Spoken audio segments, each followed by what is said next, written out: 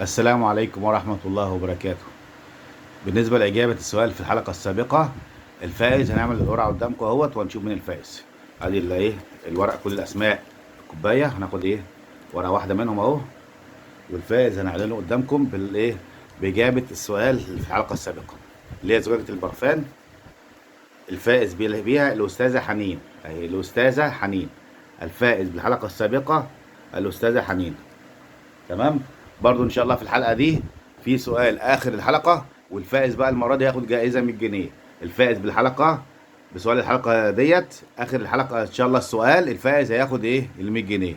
نبدا الحلقه.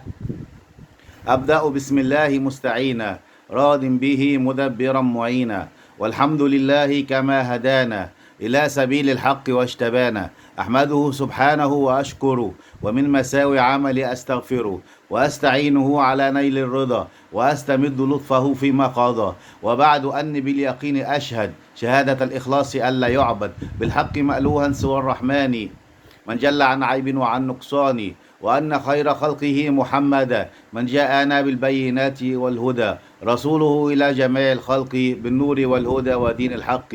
صلى عليه ربنا ومجدا، والآل والصحب دواما سرمدا. السؤال سهل جدا، بيقول: ما هو أول واجب على العبيد؟ ما هو أول واجب على العبيد؟ اللي يعرف يكتب في التعليقات عشان إن شاء الله يكسب مسابقة، اللي يكسب في هذه الحلقة وياخد إن شاء الله الجائزة المرة القادمة. والجائزة هتوصل للأستاذة حنين لحد البيت، وأي حد هيكسب إن شاء الله الجائزة هتوصل له لحد البيت. والسلام عليكم ورحمة الله وبركاته.